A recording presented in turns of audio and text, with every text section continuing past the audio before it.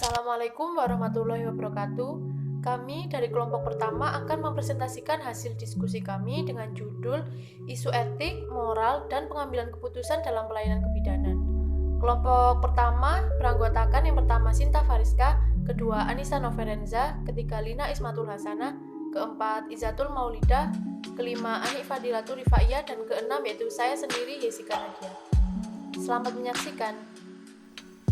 Outline materinya, yang A ada isu etik dalam pelayanan kebidanan, yang B isu moral dan dilema moral dalam pelayanan kebidanan, yang C dilema dan konflik moral dalam pelayanan kebidanan, yang terakhir ada pengambilan keputusan dalam pelayanan kebidanan. Isu etik dalam pelayanan kebidanan, ini ada pengertian isu etik dalam pelayanan kebidanan. Yang kedua isu etik bidan, yang ketiga contoh isu etik dalam kehidupan sehari-hari, yang terakhir contoh kasus isu etik dalam pelayanan kebidanan. Pengertian isu etik dalam pelayanan kebidanan menurut berbagai pendapat, pengertian dari isu adalah masalah pokok yang berkembang di masyarakat atau suatu lingkungan yang belum tentu benar serta membutuhkan pembuktian. Ini menurut Fatimah DKK 2016. Sedangkan etik sendiri ialah suatu cabang ilmu filsafat. Secara sederhana dapat dikatakan bahwa etik adalah disiplin yang mempelajari tentang baik atau buruk sikap tindakan manusia. Ini menurut Fatimah DKK 2016. Isu etik bidan, ini yang pertama ada isu etik yang terjadi antara bidan dengan klien, keluarga, dan masyarakat. Isu ini mempunyai hubungan dengan nilai manusia dalam menghargai suatu tindakan. Sebagai profesi yang menjalankan praktik, ini bisa terjadi penyimpangan etik dalam pelayanan kebidanan. Isu ini muncul karena adanya konflik sehingga menimbulkan dilema bagi bidan. Yang kedua ada isu etik yang terjadi antara bidan dengan teman sejawat. Isu ini terjadi antara bidan dengan bidan lainnya. Masalahnya muncul dalam praktik kebidanan di mana salah satu pihak mengambil keuntungan dari situasi tersebut. Yang ketiga, isu etik bidan dalam tim kesehatan lainnya, yaitu perbedaan sikap etika yang terjadi pada bidan dengan tenaga medis lainnya sehingga menimbulkan ketidaksepahaman atau kerenggangan sosial. Yang keempat, isu etik yang terjadi antara bidan dengan organisasi profesi adalah suatu topik masalah yang menjadi bahan pembicaraan antara bidan dengan organisasi profesi lainnya karena terjadi suatu hal-hal penyimpangan dari aturan-aturan yang telah ditetapkan. Baik, di sini saya Anissa Novrenza akan melanjutkan materi yang telah disampaikan oleh Sinta Fariska. Di poin ketiga, ini yaitu contoh isu etik dalam kehidupan sehari-hari. Ada 4 poin, yaitu yang pertama persetujuan dalam proses melahirkan. Yang kedua, contoh masalah etik yang berhubungan dengan teknologi. Yang ketiga, contoh masalah etik yang berhubungan dengan profesi. Dan yang keempat, yaitu contoh mengenai isu etik dalam pelayanan kebidanan. Di poin A, ini yaitu persetujuan dalam proses melahirkan.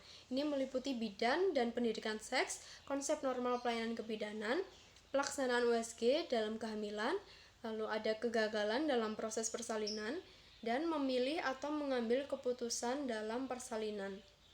Di sini persetujuan amat sangat penting, yaitu persetujuan atau informed consent ini bukan hanya suatu formulir ataupun selembar kertas, tetapi ini juga sebagai bukti jaminan informed consent telah terjadi. Nah, informed consent ini berarti pernyataan kesediaan atau pernyataan setelah mendapat informasi secukupnya. Sehingga setelah mendapatkan informasi, klien atau pasien yang telah diberi informasi tersebut sudah cukup mengerti akan segala akibat dari tindakan yang akan dia lakukan terhadapnya sebelum ia mengambil keputusan. Nah, ini berperan dalam mencegah konflik etik, tetapi tidak mengatasi masalah etik maupun tuntutan. Nah, pada intinya adalah bidan harus berbuat yang terbaik kepada pasien ataupun klien. Nah, ini dalam KUHP 1320, ini syarat sahnya perjanjian atau informed consent yaitu adanya kata sepakat. Nah, sepakat di sini yaitu dari pihak bidan maupun klien itu tanpa paksaan, tipuan maupun kekeliruan setelah diberikan informasi sejelas-jelasnya. Lalu adanya kecakapan. Ini artinya seseorang memiliki kecakapan dalam memberikan persetujuan. Nah, jika orang itu mampu melakukan tindakan hukum, dewasa, dan tidak gila. Lalu, suatu hal tertentu. Nah, objek persetujuan antara bidan dan pasien ini harus disebutkan dengan jelas dan terinci. Kemudian yang terpenting harus dilampirkan identitas yang membuat persetujuan. Lalu, isi persetujuan ini tidak boleh bertentangan dengan undang-undang, tata tertib, kesusilaan, norma maupun hukum. Lalu di poin B ini ada masalah etik yang berhubungan dengan teknologi. Nah, contoh masalah etik yang berhubungan dengan teknologi yaitu perawatan intensif pada bayi, screening bayi, transplantasi organ, teknik reproduksi, dan kebidanan. Ini menurut Fatimah dan kawan-kawan pada tahun 2016. Nah, masalah etik yang berhubungan dengan teknologi ini di poin pertama yaitu perawatan intensif pada bayi. Nah, perawatan intensif pada bayi ini harus dilakukan di dalam ruangan perawatan khusus yang terdiri dari 3 level. Nah, ini dikaji berdasarkan derajat kesakitan, resiko masalah, dan kebutuhan pengawasannya. Pada level 1 ini adalah untuk bayi resiko rendah. Dengan kata lain, bayi normal yang sering digunakan ini adalah istilah rawat gabung atau perawatan bersama ibu. Nah, pada level 2 ini adalah untuk bayi resiko tinggi, tetapi pengawasannya belum perlu intensif. Nah, pada level ini bayi diawasi oleh perawat 24 jam. Akan tetapi perbandingan perawat dan bayi ini tidak perlu 1:1. Di level 3 ini adalah pengawasan yang dilakukan benar-benar ekstra ketat. Nah, satu orang perawat yang bertugas itu hanya boleh menangani satu pasien selama 24 jam penuh. Nah, memonitoring bayi baru lahir ini harus dilakukan secara kontinu, teratur, dan teliti dengan menggunakan berbagai metode atau teknik dan peralatan yang dapat dipercaya reliabilitasnya. Karena dukungan peralatan ini juga sangat berperan kepada kesembuhan pasien. Lalu yang kedua yaitu screening bayi atau tindakan pencegahan gangguan perkembangan motorik anak.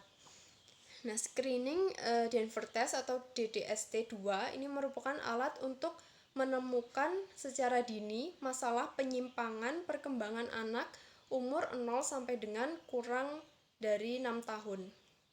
Nah, instrumen ini merupakan revisi dari DDST yang pertama kali dipublikasikan tahun 1967 untuk tujuan yang sama. Nah, pemeriksaan yang dihasilkan DDST-2 bukan merupakan pengganti evaluasi diagnostik, namun lebih ke arah membandingkan kemampuan perkembangan seorang anak dengan anak lainnya yang seumuran. Nah, DDST-2 ini digunakan untuk menilai tingkat perkembangan anak sesuai umurnya. Lalu yang ketiga yaitu transplantasi organ. Teknik transplantasi ini dimungkinkan untuk memindahkan suatu organ atau jaringan tubuh manusia yang masih berfungsi baik dari orang yang masih hidup maupun yang sudah meninggal, ke tubuh manusia lain. Nah, dalam penyembuhan suatu penyakit, ada kalanya transplantasi tidak dapat dihindari dalam menyelamatkan nyawa si penderita. Dengan keberhasilan teknik transplantasi dalam usaha penyembuhan suatu penyakit dan dengan meningkatkan keterampilan dokter dalam melakukan transplantasi, ini upaya transplantasi mulai diminati oleh para penderita dalam upaya penyembuhan yang cepat dan tuntas. Nah, untuk mengembangkan transplantasi sebagai salah satu cara penyembuhan suatu penyakit, ini tidak dapat begitu saja diterima oleh masyarakat luas. Pertimbangan etik, moral, agama, hukum, serta sosial budaya ini juga ikut mempengaruhi. Lalu yang keempat yaitu ada teknik reproduksi dan kebidanan. Dalam kebidanan, ini adalah suatu proses kehidupan manusia dalam menghasilkan keturunan demi kelestarian hidup manusia. Nah, hal yang berkaitan dengan reproduksi ini ada dua, yaitu fungsi reproduksi dan proses reproduksi. Di fungsi reproduksi, ini pertumbuhan kerangka tubuh dan produksi hormon berjalan baik, tidak ada gangguan atau masalah yang dapat mengganggu fungsi reproduksi. Lalu di proses reproduksi, ini bukan hanya meliputi masalah hamil, melahirkan, dan menyusui. Namun juga mencakup perkembangan dari usia anak-anak hingga dewasa dan melewati masa menopause sesuai dengan konsep siklus kehidupan atau life cycle dalam kesehatan reproduksi. Yaitu dari rahim hingga ke liang kubur. Ini kondisi kesehatan selama siklus hidup sejak pembuahan, dalam kandungan atau rahim, lalu masa kanak-kanak, remaja, dewasa hingga usia lanjut. Lalu meningkatkan kualitas hidup individu diharapkan akan berdampak pada peningkatan kualitas hidup generasi berikutnya. Selain itu, pendekatan sosial budaya ini juga penting dilakukan untuk mengatasi permasalahan-permasalahan yang timbul. C. Masalah etik yang berhubungan dengan profesi. Contoh masalah etik yang berhubungan dengan profesi yaitu yang pertama, pengambilan keputusan dan penggunaan etik. Yang kedua, otonomi bidan dan kode etik profesional. Yang ketiga, etik dan penelitian kebidanan. Yang keempat, penelitian tentang masalah kebidanan yang sensitif. Menurut Fatimah dan kawan-kawan 2016. D. Isu mengenai kode etik pelayanan kebidanan. Contoh isu kode etik dalam pelayanan kebidanan yaitu dapat berhubungan dengan masalah-masalah sebagai berikut ini, yaitu yang pertama, masalah agama atau kepercayaan, yang kedua hubungan dengan pasien, yang ketiga hubungan dokter dengan bidan, yang keempat kebenaran, yang kelima pengambilan keputusan, yang keenam masalah pengambilan data, yang ketujuh kematian kerahasiaan, yang kedelapan aborsi, yang kesembilan AIDS, dan yang kesepuluh in vitro fertilization. 4. Contoh kasus isu etik dalam pelayanan kebidanan, yaitu yang pertama, isu etik yang terjadi antara bidan, klien, dan masyarakat, mempunyai hubungan erat dengan nilai manusia dalam menghargai suatu tindakan, menurut Tajmiati dan kawan-kawan 2016. Contoh kasus yang dapat diambil yaitu seorang perempuan hamil 38 minggu datang ke Polindes dengan keluhan perutnya terasa mengencang sejak 5 jam yang lalu. Setelah dilakukan VT, pembukaan 3, janin letak sungsang. Bidan merencanakan dirujuk ke rumah sakit. Keluarga klien, terutama suami, menolak untuk dirujuk dengan alasan tidak punya biaya. Bidan memberikan penjelasan persalinan anak letak sungsang bukan kewenangannya dan menyampaikan tujuan dirujuk demi keselamatan janin dan juga ibunya. Tetapi keluarga tetap ingin ditolong bidan di Polindes. Karena keluarga tetap memaksa, akhirnya bidan pun menuruti kemauan klien serta keluarga untuk menolong persalinan tersebut. Persalinan berjalan sangat lama karena kepala janin tidak bisa keluar. Setelah bayi lahir, ternyata bayi sudah meninggal. Keluarga menyalahkan bidan bahwa bidan tidak bisa bekerja secara profesional dan dalam masyarakat pun juga tersebar bahwa bidan tersebut dalam melakukan tindakan sangat lambat dan tidak sesuai prosedur. Untuk konfliknya yaitu keluarga terutama suami menolak untuk dirujuk ke rumah sakit dan melahirkan secara operasi sesar dengan alasan tidak punya biaya untuk membayar operasi.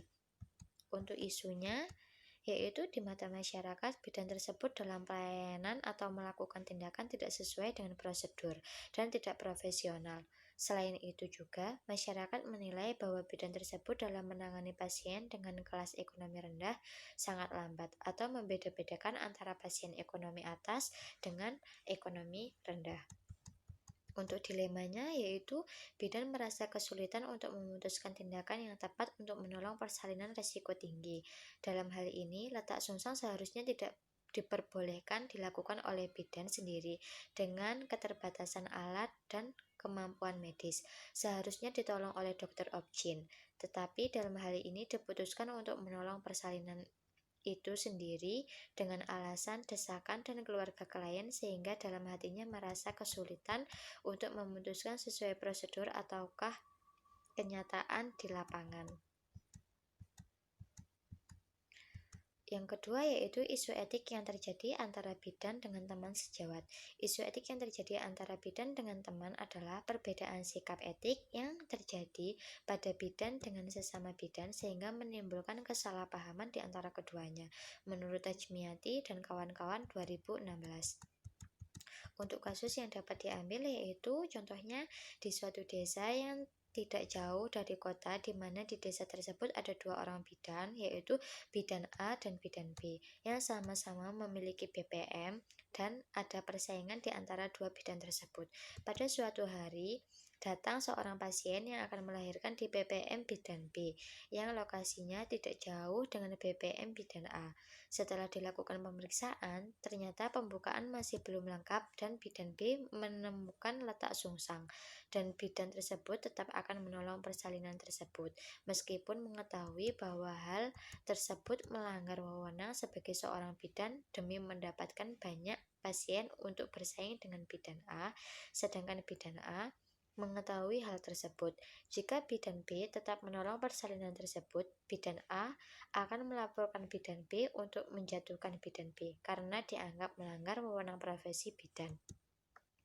Untuk isunya yaitu seorang bidan melakukan pertolongan persalinan sungsang, sedangkan untuk konfliknya menolong persalinan sungsang untuk mendapat pasien demi persaingan atau dilaporkan oleh bidan A.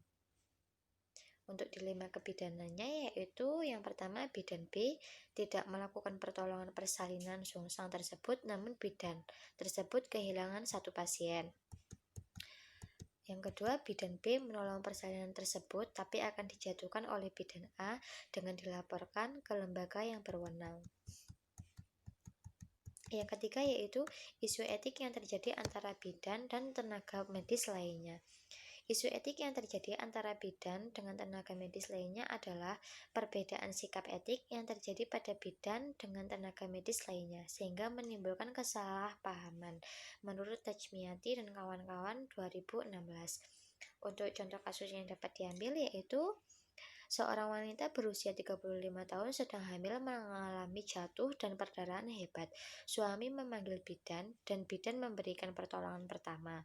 Bidan menjelaskan pada keluarga agar istrinya dibawa ke rumah sakit untuk dilakukan kurtes. Keluarga menolak dan menginginkan agar bidan saja yang melakukan kurtes.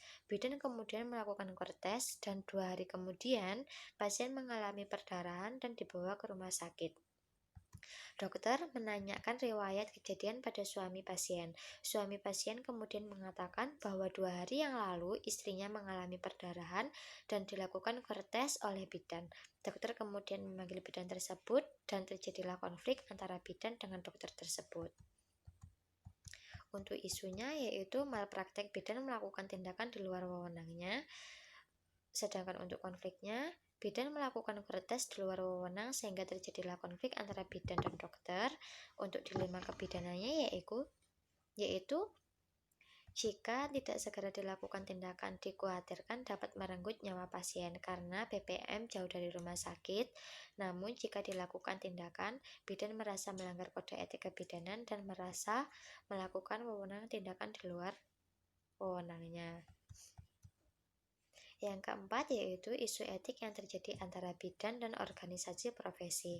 Isu etik yang terjadi antara bidan dan organisasi profesi adalah suatu topik masalah yang menjadi bahan pembicaraan antara bidan dengan organisasi profesi karena terjadinya suatu hal-hal yang menyimpang dan aturan-aturan yang telah ditetapkan. Menurut Tajmiati dan kawan-kawan 2016, kasus yang dapat diambil yaitu seorang ibu yang ingin bersalin di BPM sejak awal kehamilan. Ibu tersebut sudah sering memeriksa kehamilannya. Menurut hasil pemeriksaan bidan, ibu tersebut mempunyai riwayat hipertensi, maka kemungkinan lahir per vagina sangat beresiko saat persalinan tiba. Tekanan darah ibu menjadi tinggi. Jika tidak dirujuk, maka berisiko terhadap janin dan kondisi si ibu itu sendiri. Resiko pada janin bisa terjadi gawat janin dan perdarahan pada ibu. Bidan sudah mengerti resiko yang akan terjadi, tapi bidan lebih mementingkan egonya sendiri karena takut kehilangan komisinya daripada dirujuk ke rumah sakit. Setelah janin lahir, ibu mengalami perdarahan hebat sehingga kejang-kejang dan meninggal. Saat berita itu terdengar, organisasi profesi bidan Indonesia memberikan sanksi yang setimpal bahwa dari kecerobohannya sudah merugikan orang lain. Sebagai gantinya, izin praktek bidan A dicabut dan dikenakan denda sesuai dengan pelanggaran tersebut. Untuk isunya yaitu terjadi malapraktek dan pelanggaran wewenang bidan. Untuk dilema kebidanannya yaitu perlu disadari bahwa dalam pelayanan kebidanan seringkali muncul masalah atau isu di masyarakat yang berkaitan dengan etik dan moral. Dilema serta konflik yang dihadapi bidan sebagai praktisi kebidanan. Isu adalah masalah pokok yang berkembang di masyarakat atau suatu lingkungan yang belum tentu benar, serta membutuhkan pembuktian. Bidan dituntut berperilaku hati-hati dalam setiap tindakannya dalam memberikan asuhan kebidanan dengan menampilkan perilaku yang etis, profesional. Isu moral dan dilema moral dalam pelayanan kebidanan. Ini memiliki 2 poin. Poin yang pertama adalah pengertian isu moral dan dilema moral dalam pelayanan kebidanan. Poin yang kedua adalah contoh isu moral dalam kehidupan sehari-hari. Nah, pengertian dari isu moral dan dilema moral dalam kebidanan yaitu yang pertama, isu moral merupakan topik yang penting berhubungan dengan benar dan salah dalam kehidupan sehari-hari. Sedangkan dilema moral yaitu suatu keadaan di mana dihadapkan pada 2 alternatif pilihan yang kelihatannya sama atau hampir sama dan membutuhkan pemecahan masalah. Ketika mencari solusi atau pemecahan masalah harus mengingat akan tanggung jawab profesional, yaitu yang pertama, tindakan selalu ditunjukkan untuk peningkatan kenyamanan, kesejahteraan, yaitu kesejahteraan pasien atau klien. Yang kedua, rasa tanggung jawab, memperhatikan kondisi dan keamanan pasien atau klien. Kemudian contoh dari isu moral dalam kehidupan sehari-hari yaitu yang pertama adalah kasus abortus, yang kedua eutanasia, yang ketiga keputusan untuk terminasi kehamilan, yang keempat menyangkut konflik dan perang.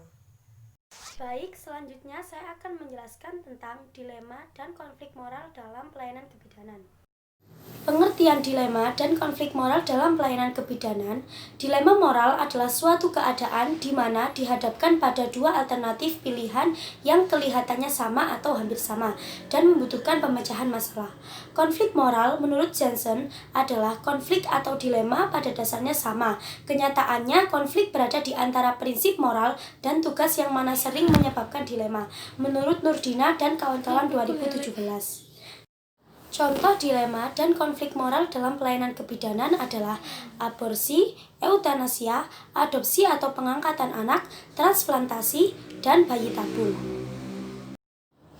Pengambilan keputusan dalam pelayanan kebidanan. 1. Pengertian dan faktor yang mempengaruhi pengambilan keputusan. 2. Teori pengambilan keputusan. 3. Hal-hal yang harus diperhatikan dalam pengambilan keputusan. 4. Kerangka pengambilan keputusan dalam asuhan kebidanan. 5. Hal-hal yang harus diperhatikan dalam pengambilan keputusan.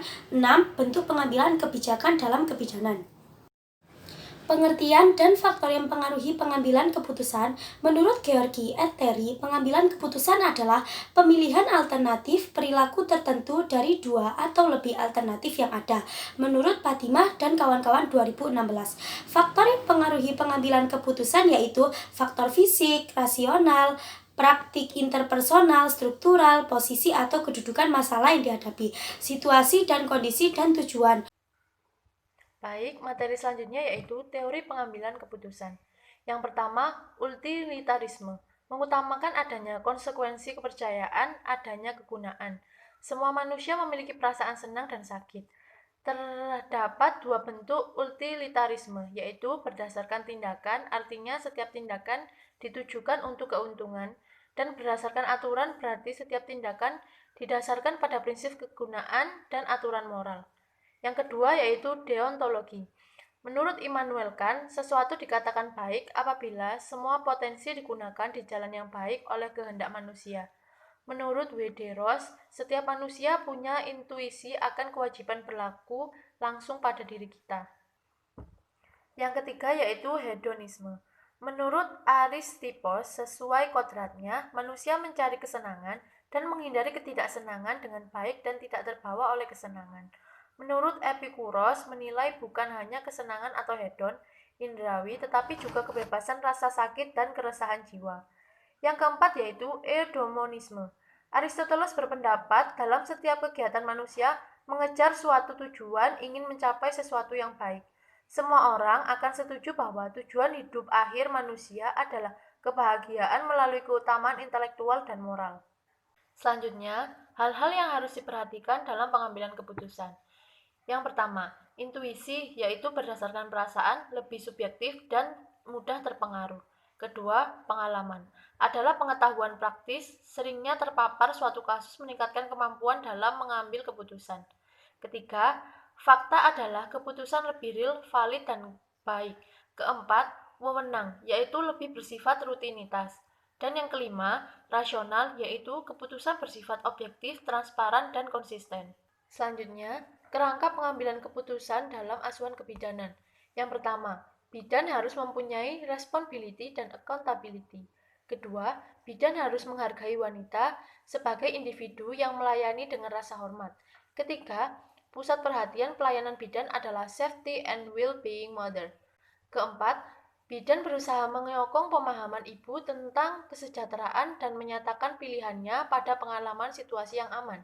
Dan yang kelima, sumber proses pengambilan keputusan dalam pelayanan kebidanan adalah knowledge, ajaran intrinsik, kemampuan berpikir kritis, kemampuan membuat keputusan klinis yang logis. Selanjutnya, bentuk pengambilan kebijakan dalam pelayanan kebidanan. Yang pertama, strategi pengambilan keputusan yang dipengaruhi oleh kebijakan organisasi atau pimpinan, fungsi pelayanan, dan lain-lain. Kedua, cara kerja pengambilan keputusan dengan proses pengamalan keputusan yang dipengaruhi pelayanan kebidanan klinik dan komunitas, strategi pengambilan keputusan dan alternatif yang tersedia. Yang ketiga, pengambilan keputusan individu dan profesi yang dipengaruhi standar praktik kebidanan, peningkatan kualitas kebidanan. Terima kasih atas perhatiannya. Apabila ada salah kata maupun perbuatan dari kelompok kami, saya perwakilan dari kelompok pertama meminta maaf yang sebesar-besarnya. Semoga video ini bermanfaat untuk kita semua. Wabillahi taufiq walhidayah. Wassalamualaikum warahmatullahi wabarakatuh.